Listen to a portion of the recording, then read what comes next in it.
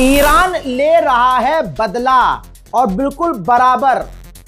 इधर ईरान पर हमला होता है, उधर ईरान 10 जगह हमला करता है। यही रिपीट में चल रहा है। एक तरफा ट्रंप ईरान से जीत का ऐलान कर रहा है, लेकिन दूसरी तरफ ईरान बराबर से लड़ रहा है। बहुत सीधी बात है, यह हार और जीत की लड़ाई नहीं है, यह सिर्फ लड़ाई है कि नहीं झुकना है।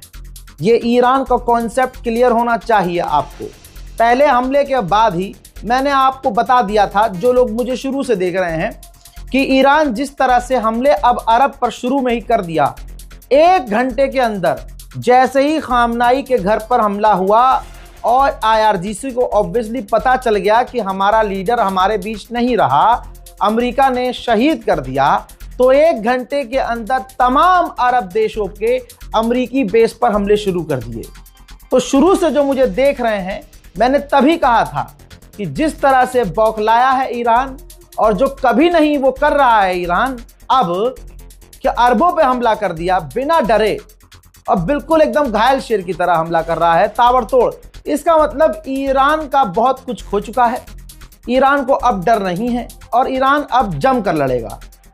अब बात वही आ गई है, ईरान का नुकसान हो रहा है। ईरान को मान लीजिए कि वो नुकसान पर नुकसान, जख्म पर जख्म खा रहा है, लेकिन करबला दिमाग में रखिएगा तो आपको सारी जंग समझ में आ जाएगी।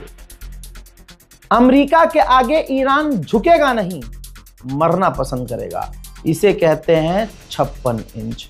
मेरे दोस्तों, कल इराक में ईरान के समर्थक लड़ाकों ने अमेरिका के एक टैंकर को मार गिराया, फ्यूल टैंकर को, जिसमें 6 अमेरिकी सैनिकों की मौत हो गई उसी वक्त। और जो टैंकर का नुकसान हुआ वो अलग खर्चे में तो जोड़ेगा अमेरिका। और एक टैंकर बुरी तरह से क्षतिग्रस्त हुआ और वो इजराइल भागता भागता उतरा। अब ईरान ने कुछ देर पहले, कुछ घंटे पहले सऊदी अरब पर बड़े हमले किए। अमेरिकी मिलिट्री बेस पर आपकी स्क्रीन पर देखिए, ये टैंकर खड़े थे यूएस एयरफोर्स के। भाई, ईरान के इस हमले में जो सऊदी अरब पर अमेरिकी बेस पर किया, 5 टैंकर, ये जो आप रेफरेंस के लिए इमेज लगा रहा हूं, ये 5 टैंकर हैं अमेरिका के जो तबाह हुए हैं, हिट हुए हैं।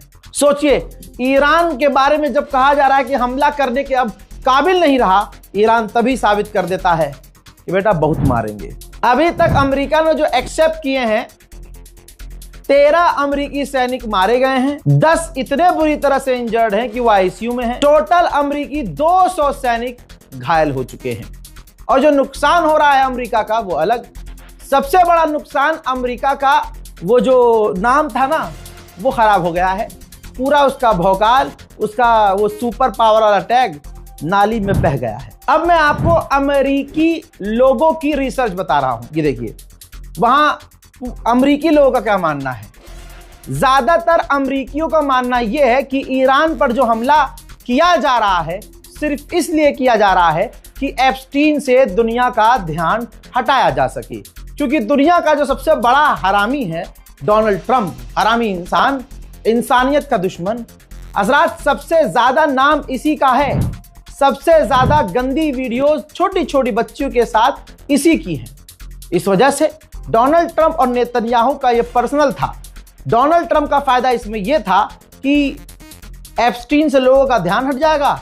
नेतन्याहू का फायदा यह था कि ईरान को मिटा दूंगा और मैं सामने रहूंगा भी नहीं, अमेरिका आगे रहेगा, मैं पीछे रहूंगा। उधर मेरे दोस्तों, डोनाल्ड ट्रंप ने बातों बातों में कबूल कर लिया है कि ईरान का प्लान था इजराइल को मिटाने का और मिडिल ईस्ट पर कब्जा करने का, लेकिन हमने ये ईरान के साथ उल्टा कर दिया है।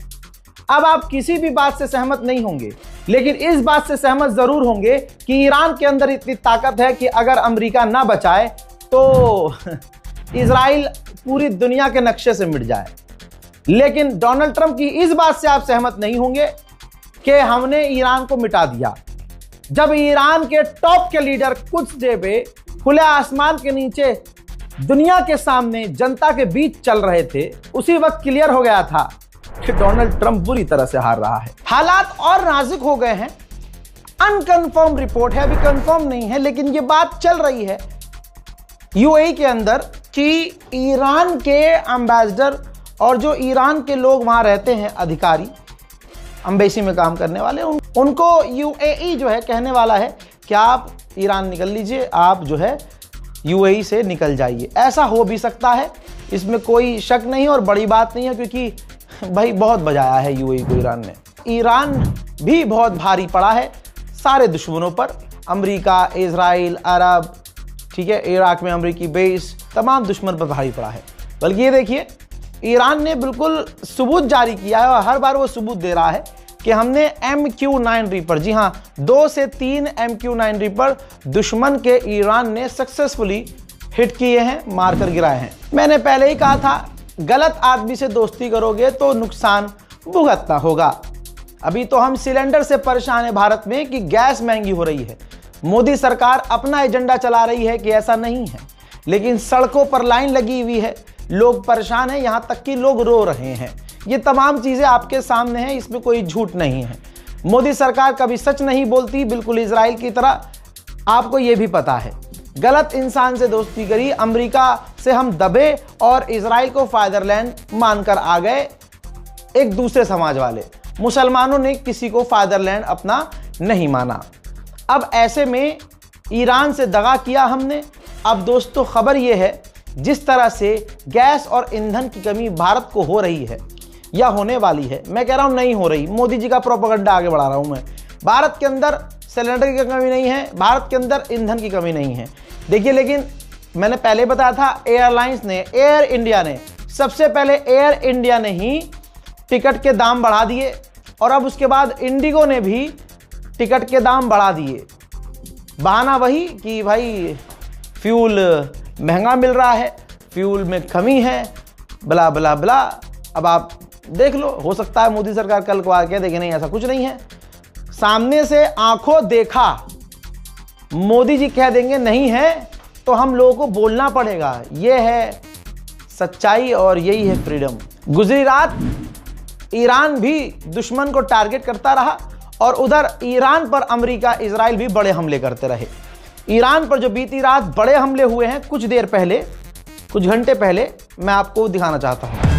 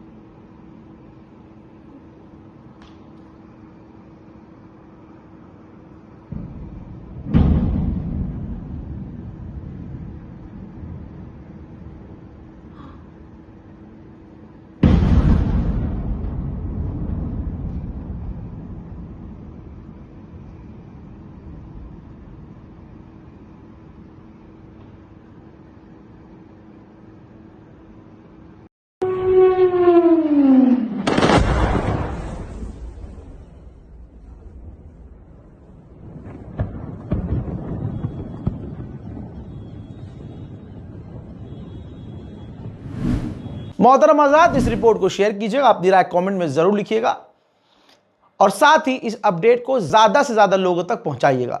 फिलहाल के इस रिपोर्ट में इतना ही। जय हिंद।